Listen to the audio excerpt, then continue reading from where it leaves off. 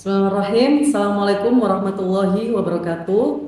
Perkenalkan, nama saya Kamil Wahida. Saya adalah dosen dari salah satu jurusan yang ada di Universitas Muhammadiyah Sidoarjo, yakni Program Studi Pendidikan Guru Sekolah Dasar. Di sini saya mohon izin kepada Bapak atau Ibu Asesor untuk menjelaskan mata kuliah yang salah satu yang saya ampu, yaitu pembelajaran responsif GEDSI, Gender, Disability, dan Social Inclusion. Mata kuliah pembelajaran responsif GEDSI, Gender, Disability, and Social Inclusion diselenggarakan oleh Fakultas Psikologi dan Ilmu Pendidikan, Program Studi Guru Sekolah Dasar, Universitas Muhammadiyah Sidoarjo. Mata kuliah ini bertujuan memberikan pemahaman mendalam kepada mahasiswa tentang pembelajaran yang responsif terhadap isu gender, disabilitas, dan inklusi sosial dalam konteks pendidikan dasar. Seluruh proses pembelajaran dilakukan secara offline dan online yang dapat diakses melalui platform e-learningumsida.ac.id yang menjadi pusat distribusi modul kuliah, referensi akademik, dan interaksi daring. Mahasiswa diharapkan mampu mengenal konsep GEDSI dengan salah satu materi perkuliahannya, yaitu bagaimana menghubungkan konsep gender dengan perspektif Al-Quran dan Al-Hadis dalam pendidikan dasar. Mereka atau seluruh mahasiswa PGSD akan diajak menganalisis faktor pendukung dan penghambat operasional dari sekolah responsif GEDSI, termasuk isu ketidakadilan gender. Jadi kalau misalnya kita berbicara tentang isu gender, itu paling tidak melihat apakah sekolah atau pendidikan kita itu sudah responsif tentang gender, itu salah satunya bisa kita lihat diakses. Tetapi berdasarkan dari data pemerintah Republik Indonesia tentang indeks gender, bahwa ternyata akses untuk anak laki-laki dan anak perempuan untuk bersekolah itu sebenarnya sudah diberikan akses yang baik oleh pemerintah. Tetapi mengapa data dari BPS indeks gender kita itu masih menurun dari tahun 2018 hingga tahun 2022? Ternyata salah satunya itu di konsep pembelajaran yang diberikan oleh proses pembelajaran yang ada di kelas. Misalnya apabila ada topik tentang konsep cita-citaku yang ada di sekolah dasar, salah satu topiknya dari mata pelajaran begitu, tentang cita-citaku, biasanya rata-rata data yang kami lihat di lapangan bahwa guru memberikan contoh pekerjaan itu yang stereotip gender. Jadi ada labeling. Contoh misalnya bapak polisi digambarkan gambarnya adalah seorang laki-laki. Kemudian perempuan digambarkan dengan gambar yang sedang memasak atau sedang mengasuh anak. Sedangkan yang laki-laki digambarkan menggunakan dasi, kemudian berjas seolah-olah bekerja di kantor. Jadi labeling-labeling seperti itu tumbuh di dalam dunia pendidikan kita, sehingga terkonstruksi dalam pemikiran anak sekolah dasar yang dibawa hingga menjadi sebuah budaya yang seolah-olah pekerjaan itu ada sebuah identitas milik laki-laki dan milik perempuan begitu. Oleh sebab itu mahasiswa dengan mata kuliah pembelajaran responsif GEDSI itu diharapkan memiliki kemampuan lebih lanjut mencakup merancang kurikulum dan rencana pelaksanaan pembelajaran atau RPP yang responsif GEDSI dengan nilai-nilai Al-Quran. Karena mengapa kok nilai-nilai Al-Quran dan Hadis ada di dalam salah satu topik kita? Karena kita ada di dalam Universitas Muhammadiyah Sidoarjo yang salah satu ciri khasnya adalah Al-Islam dan Kemuhammadiyahan, sehingga kami akan mengintegrasikan berdasarkan visi misi dari universitas, yaitu dengan nilai-nilai keislaman untuk kesejahteraan masyarakat, kurang lebih seperti itu. Nah, kemudian output apa yang diterima oleh mahasiswa ketika mengikuti perkuliahan ini? Salah satunya adalah mampu menyusun dan melaksanakan monitoring serta evaluasi program sekolah dengan pendekatan inklusif. Mahasiswa juga dilatih untuk menunjukkan empati terhadap kebutuhan siswa dari berbagai latar belakang, seperti disabilitas atau status sosial. Materi pembelajaran mencakup berbagai topik penting, dimulai dari konsep GEDSI, kemudian sekolah responsif gender, hingga kesetaraan gender dan ketidakadilan yang ada. Kemudian selanjutnya mahasiswa mempelajari prinsip-prinsip dan komponen operasional sekolah responsif GEDSI, tantangan serta solusi yang dihadapi, peran pendidik dan komunitas, penyusunan RPP, dan semua itu dilakukan di dalam satu kali pertemuan itu ada 2 SKS. didukung dengan menggunakan media pembelajaran yang relevan. Metode pembelajaran yang diterapkan dalam perkuliahan ini berupa model problem based learning, kemudian di mana mahasiswa menganalisis masalah nyata dan mencari solusi praktis. Sesi diskusi dan tanya jawab juga menjadi bagian integral untuk memperdalam pemahaman, sementara simulasi memungkinkan mahasiswa mempraktikkan konsep di kelas. Interaksi antara dosen pengampu dengan mahasiswa berlangsung melalui penyediaan modul kuliah terstruktur, sesi perkuliahan interaktif, teknik pengajaran melibatkan pendekatan delivery responsif dengan indikator sukses berupa kemampuan mahasiswa mengintegrasikan konsep GESI dalam praktik pengajaran. Kemudian secara penilaian mata kuliah menggabungkan tes dan non-tes dengan kriteria ketepatan dan penugasan berdasarkan rubrik penilaian. Komponen penilaian mencakup tugas individu seperti analisis faktor pendukung dan penghambat dari sekolah responsif GETSI, kemudian tugas kelompok berupa simulasi pengelolaan sekolah responsif GETSI, ada juga penilaian dari UTS dan UAS, serta presentasi yang berkontribusi 10% dari total skor. Rubrik penilaian dibagi menjadi beberapa kategori. Ada skor 85 hingga 100 menunjukkan integritas atau penerapan sangat relevan dan optimal, kemudian ada 70 sampai 84 dinilai cukup, kemudian ada juga 55 sampai 69 dinilai minim atau kurang spesifik, kemudian ada juga nilai di bawah 55 menunjukkan ketidakmampuan mengintegrasikan sebuah konsep. Khusus untuk analisis dan solusi, 20% skor diberikan berdasarkan pendalaman analisis dan kreativitas solusi yang ditawarkan. Proses ini didukung oleh referensi akademik dari modul sekolah responsif gender yang kebetulan telah saya susun bersama Kemitraan Inovasi Kerjasama Pemerintah Indonesia dan Australia. Selain itu didukung pula hasil-hasil penelitian dari saya juga, dan juga ada dari penelitian yang bekerjasama juga dengan mahasiswa bimbingan saya selaku pengampu mata kuliah pendidikan inklusif dan juga pembelajaran sosial GESI, serta ada beberapa referensi dari Tomlinson tentang pembelajaran berdiferensiasi dan panduan resmi Kementerian Pendidikan dan Kebudayaan RI memastikan pembelajaran yang komprehensif dan berkualitas. Jadi kurang lebih gambaran deskripsi awal tentang mata kuliah pembelajaran responsif GESI dari saya. Selanjutnya kami sampaikan juga tentang bagaimana proses pengajaran di dalam kelas. Terima kasih. Assalamualaikum warahmatullahi wabarakatuh. Oke, bismillahirrahmanirrahim. Assalamualaikum warahmatullahi wabarakatuh. Waalaikumsalam warahmatullahi wabarakatuh. Bagaimana kabarnya pagi hari ini? Baik semuanya ya? Sudah sarapan atau belum? Sudah. Sudah membawa air minum? Sudah. Oke, karena kita akan belajar yang lebih seru hari ini ya. Oke, kalian sudah melihat di sini di dalam PPT ada tentang sekolah responsif gender. Gitu. Nah, pertanyaannya, mengapa sih kok kita membahas tentang sekolah responsif gender? Nah, apa itu gender? Gitu kan ya? Itu kan pertanyaan, jadi big question-nya kan apa itu gender gitu. Ada yang tahu nggak apa itu gender? Jenis kelamin. Jenis kelamin. Terus ada lagi? Kalian pernah mendengar tidak bahwa istilah-istilah mungkin di pemberitaan atau di data-data gitu ya, kalian dengar bahwa indeks gender kita menurun nih. Kita sebelum membahas tentang apa itu sekolah yang responsif gender, maka terlebih dahulu kita harus mengetahui apa itu gender.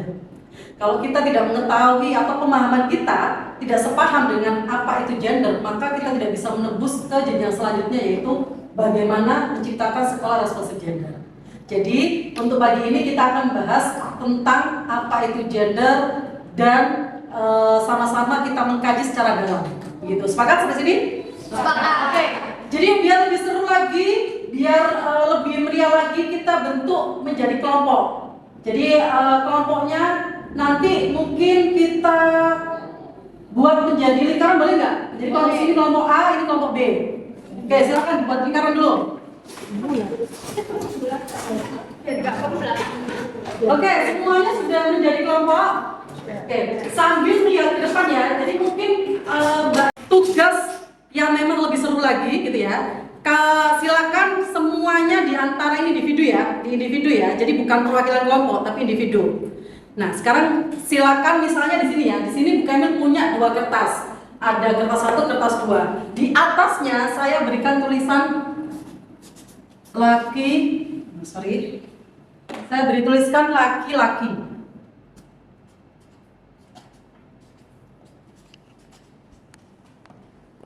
Di sini Bu Kamil beri tulisan perempuan.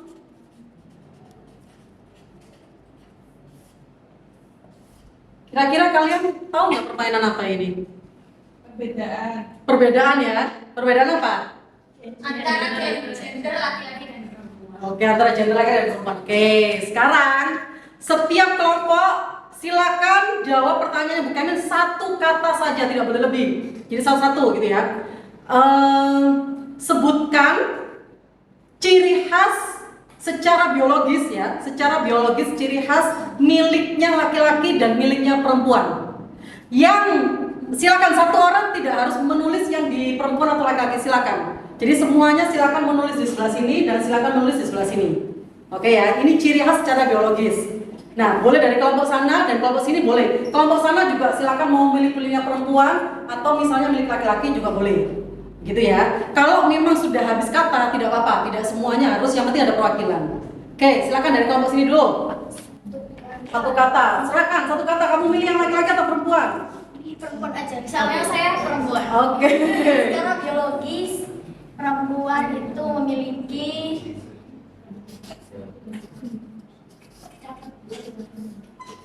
Oke. Sebelah sana.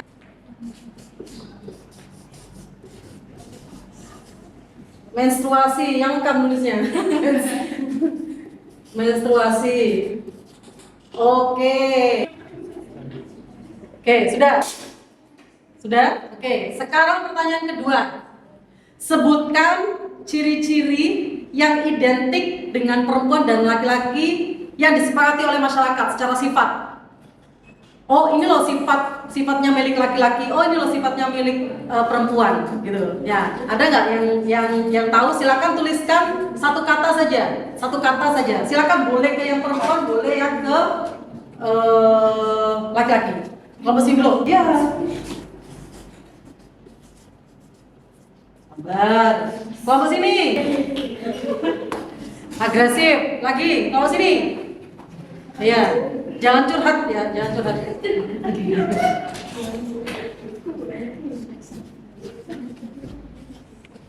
Tegas. Oke. Representatif gitu ya. Representatif kamu gitu, tegas gitu. Oke lah. Oke, sekarang sebutkan ciri-ciri yang identik bahwa ini adalah pekerjaan laki-laki dan ini adalah pekerjaan perempuan. Satu kata saja dari sini lagi.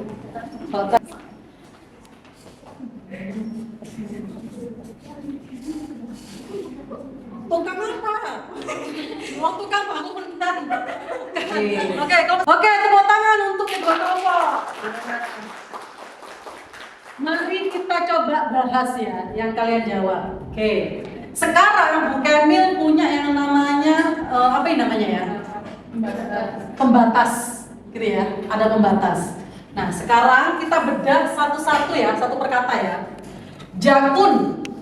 Apakah jakun ini hanya milik laki-laki? Iya. Bisa tidak dia pindah ke sini? Tidak. Oke, tidak bisa ya. Sebentar, tidak bisa. Oke. Jadi, kalau kamu perhatikan vagina, payudara, menstruasi, kehamilan yang kamu tulis hamil gitu ya. Ini miliknya perempuan, bisa pindah tidak di sini? Tidak.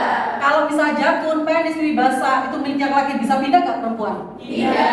Ini yang dinamakan dengan gender jenis kelamin. Gender jenis kelamin. Nah, ini yang dinamakan gender jenis kelamin, yaitu bahwa Allah menciptakan ada laki-laki dan ada perempuan, gitu ya. Yang kamu tadi bilang sifatnya gender jenis kelamin, apakah dia bisa berubah atau tidak bisa berubah? Tidak bisa berubah. Berarti sifatnya bisa nggak tadi berpindah ke sini? Ini bisa pindah ke sini enggak? Yang kamu tadi katakan di dalam sebuah tulisan ada jakun, penis, pipi basah, vagina, payudara, menyusui, menstruasi, hamil. Itu ciptaan siapa? Allah. Itu yang dinamakan dengan Oke. Sekarang kita ke kata berikutnya. ada agresif, ada tegas, ada tukang, ada bekerja. Agresif, kalian tulis bahwa ini miliknya laki-laki. Apakah perempuan tidak agresif? Agresif. Bisa pindah nggak ke sini? Bisa. Agresif gitu ya. Bisa nggak dia nyebrang ke sini? Bisa. Bisa nyebrang ya? Ya. Oke, coba saya tanya. Tegas, apakah tegas hanya milik laki-laki? Tidak. Apakah perempuan juga bisa tegas? Bisa. Bisa nggak ini nyebrang ke sini? Bisa. Tegas. Oke, saya tulis aja agresif, tegas, sifat ya ini ya. Ini sifat. Gitu ya. Ini pekerjaan. Ini sifat. Ini pekerjaan. Ternyata sifat dan pekerjaan antara miliknya yang kamu tulis dari laki itu juga bisa nyebrang di perempuan. Antara yang kamu tulis di tempatnya perempuan itu juga bisa nyebrang di laki-laki. Ini yang dinamakan dengan gender peran sosial. Jadi di masyarakat kita, mengapa kok ketika membahas gender itu tabu atau tidak tabu? Kenapa kok tabu? Kenapa tabu? Mengapa tabu? Kok membahas gender, kenapa kok tabu begitu? Sosial tadi, karena masyarakat itu mengklaim itu kalau perempuan itu nggak usah berpendidikan tinggi, Oh, masyarakat mengklaim bahwa perempuan tidak perlu berpendidikan tinggi. tidak perlu berpendidikan tinggi. Wakili, ada di sini. Mengapa sih kalau kita membahas gender itu seolah-olah tabu gitu ya? Bahwa ini adalah miliknya laki-laki, ini miliknya perempuan. Karena kita tidak memahami makna gender secara jenis kelamin dengan makna gender secara peran sosial. Seolah-olah perempuan itu pekerjaannya adalah hamil, kemudian menyusui, kemudian dan lain sebagainya. Seolah-olah seperti itu. Padahal itu adalah kodrat dari Allah. Begitu ya. Tapi secara peran sosial boleh loh yang namanya perempuan itu bekerja, boleh perempuan itu memiliki cita-cita setinggi langit itu boleh. Begitu loh. Nah, kita coba hubungkan dengan yang namanya sejarah Islam. Kalau ada yang menyatakan bahwa perempuan itu lebih rendah kedudukannya dari laki-laki, berarti dia tidak mengenal yang namanya sejarah Islam. Coba sejarah Islam kita lihat dulu, saya mau tanya coba. Dulu sebelum datangnya Nabi Muhammad, bagaimana kedudukannya perempuan? Anak perempuan bagaimana? Ada yang tahu? Dibunuh. Jadi perempuan waktu zaman jahiliyah sebelum datangnya Nabi Muhammad, gitu ya. Ketika seorang perempuan melahirkan anak perempuan, itu dibunuh hidup-hidup. Bahkan ketika misalnya tahu bahwa anak perempuan itu lahir, itu seolah-olah menjadi aib. Maka datanglah Nabi Muhammad, diangkat itu sama Nabi Muhammad, bahwa perempuan silakan belajar berkuda, silakan perempuan juga belajar bagaimana. Tetapi secara peran sosial boleh, misalnya perempuan mau sekolah setinggi-tingginya, boleh tidak perempuan? Boleh tidak laki-laki sekolah setinggi-tingginya? Artinya yang setara dan memberi kesempatan yang sama itu adalah di gender, di peran sosial. Sampai sini bisa disepakati? Bisa. Oke, nah terima kasih, tepuk tangan semuanya. Nah, jadi mata kuliah kali ini Bu Kamil mau menyampaikan begini. Manusia itu kan terlahir secara kodrat, itu tercipta sebagai laki-laki dan perempuan. Mereka itu memiliki akses yang sama untuk menempuh pendidikan. Gitu loh. Jadi kalau misalnya ada tidak kalian mendengar di budaya masyarakat Indonesia bahwa yang sekolah itu cukup laki-laki saja? Ada mendengar atau sudah tidak ada? Sudah tidak ada. Oke, coba kita lihat ini ya, lihat ini data, kita lihat data ya. Nah, coba kita lihat data ya, kita coba lihat data dalam dunia pendidikan. Tenaga kerja sekolah Kemendikbud menurut jenis kelamin. Coba kita lihat yang di SD ya, yang di SD itu, coba dilihat di SD. Terus kemudian ini ada female, ada male. Kalau ini perempuan, ini laki-laki. Jadi begini, bukan harusnya ketika lebih banyak, harusnya yang lebih banyak adalah perempuan yang menjadi kepala sekolah, atau sebaliknya laki-laki yang lebih banyak, bukan. Tetapi apa poinnya di pembelajaran gender itu apa sih? Gender peran sosial apa coba poinnya tadi? Yang tadi kamu bilang, yang kamu tidak bilang di awal apa? Setara, artinya memberikan kesempatan yang sama. Gitu loh. Jadi pertanyaannya sekarang, ketika seseorang itu tidak menjadi kepala sekolah atau menjadi kepala sekolah, apakah antara laki-laki dan perempuan itu sudah diberi kesempatan yang sama atau belum? Nah itu kan pertanyaannya gitu. Ya nanti kita kaji, kita analisis di lapangan, gitu ya. Ini tugas selanjutnya. Nah intinya salah satu indikator bahwa gender peran sosial itu berhasil apabila memberikan kesempatan yang sama ini. Gitu. Pertanyaannya, apakah anak-anak di daerah tertinggal, baik itu laki-laki atau perempuan, sudah menerima kesempatan yang sama untuk berangkat ke sekolah? Belum. Belum. Kenapa? Dari mana kalian tahu kok belum?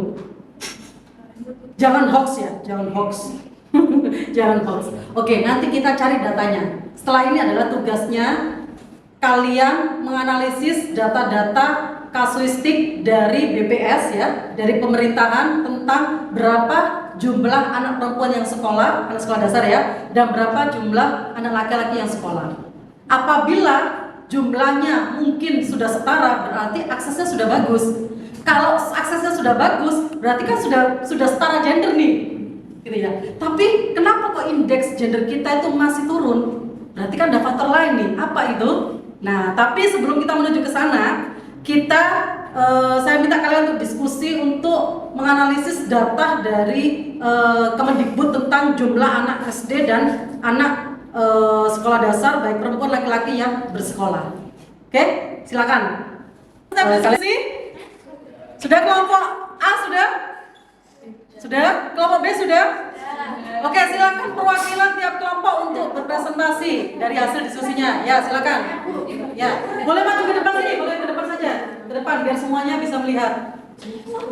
Ya, sebelumnya mohon izin ya teman-teman, saya akan menyampaikan hasil diskusi kelompok saya. Jadi berdasarkan data yang udah kita baca tadi, sebenarnya akses pendidikan antara perempuan dan laki-laki ini udah setara, hanya saja ketika penyampaian pembelajaran guru ini sering menyampaikan stereotip atau labelan terhadap pekerjaan yang identitaskan. Iya, kepada perempuan dan laki-laki. Nah, digambarkan kalau laki-laki ini pekerjaannya seperti polisi, tentara, sedangkan yang perempuan itu hanya ibu rumah tangga. Jadi anak-anak menangkapnya ketika dia ingin bercita-cita sebagai polisi atau tentara itu jadi takut. Seperti itu teman-teman. Terima kasih. Baik, terima kasih atas kesempatan yang diberikan oleh Bu Kemil dan teman-teman. Menurut data tadi ya, kalau akses pendidikan itu sudah merata kepada laki-laki dan perempuan. Tapi kenapa sih kayak indeks gender itu menurun? Karena ada stereotip gender. Jadi benar apa yang dikatakan teman saya tadi, jika perempuan itu misal bercita-cita jadi polisi, itu kayak kena sanksi sosial gitu, karena polisi itu kan sudah diidentikan dengan laki-laki. Begitupun sebaliknya. Sudah, terima kasih. Terima kasih. Oke, sekarang kita refleksi ya. Refleksi dari pembelajaran kali ini ya. Coba ada pertanyaan pertama. Bagaimana proses pembelajaran tentang konsep gender dibedakan dari perbedaan jenis kelamin biologis? Tadi kan ada peran sosial dan biologis. Nah, kira-kira yang biologis seperti apa? Yang mau jawab? Oke, silakan Mas. Oke, terima kasih atas kesempatan yang sudah diberikan. Menurut pemahaman saya dari materi kali ini, jika gender dibedakan dari perbedaan jenis kelamin secara biologis itu, yang pertama perempuan mengalami kehamilan gitu, dan itu mutlak kodrat, tidak bisa dipindah ke laki-laki. Lalu laki-laki itu punya jakun, dan itu juga kodrat, tidak bisa dipindah juga ke perempuan. Lalu adanya penis itu punya laki-laki, tidak bisa dipindah ke perempuan, begitupun sebaliknya. Oke, yang lain yang mau nambahin? Sudah cukup? Oke, silakan. Yang pertanyaan kedua, apakah keadaan perempuan bisa diperbaiki melalui dunia pendidikan? Bisa. Oke, kenapa kok bisa? Karena dari pendidikan sebelumnya perempuan itu terkena dengan statement bahwa perempuan itu hanya bisa masak, mencuci dan lain sebagainya. Dengan pendidikan perempuan itu bisa berpikir lebih kritis lagi bahwa perempuan itu tidak hanya stuck di statement tersebut. Perempuan itu bisa seperti laki-laki, setara dengan laki-laki, bahwa mereka bisa menjadi pemimpin, bisa lebih cerdas, bahkan lebih dari laki-laki tersebut. Oke, berarti kalau kita hubungkan dari jawaban yang tadi kelompok A, kalau secara biologis tidak bisa berpindah. Perempuan meskipun bekerja, mau memilih bekerja ya, mau memilih bekerja, mau berpendidikan tinggi, itu kodratnya bisa hamil. Itu kan salah satu contohnya. Pun begitu laki-laki, ya secara biologis dia tetap biologisnya laki-laki. Begitu ya. Meskipun dia mau berpendidikan tinggi atau misalnya mau memilih bekerja dimanapun, dia tetap kodratnya sebagai seorang laki-laki. Sampai sini bisa difahami dan disepakatin tidak kira-kira tentang gender jenis kelamin dan gender jenis kelamin biologis ya dengan gender secara peran sosial? Bisa ya? Oke. Menarik atau tidak menarik ya pembelajaran? Menarik banget. Kira-kira ada hal baru nggak yang kalian bisa pahamin dari pertemuan kali ini? Atau gini loh, maksudnya gini, oh saya baru tahu loh tentang ini, oh saya baru tahu loh tentang ini, gitu. Ada nggak? Ada. Tentunya ada ya. Tadi kan kalian banyak yang menulis sifat sabar, sensitif masa di perempuan, ternyata bisa berubah, gitu kan ya. Terus kalian menuliskan sesuatu secara biologis, ternyata bisa berubah. Jadi, mengapa kita harus belajar tentang pembelajaran sekolah responsif gender atau GETSI gitu ya? Karena poinnya adalah bukan masalah kodratnya seseorang itu terlahir menjadi perempuan atau laki-laki, karena itu sudah kodratnya bahwa terlahir laki-laki dan perempuan. Tetapi ketika manusia terlahir sebagai laki-laki dan perempuan, dia menerima akses yang sama terhadap pendidikan. Karena itu adalah ruh dari seorang Islam.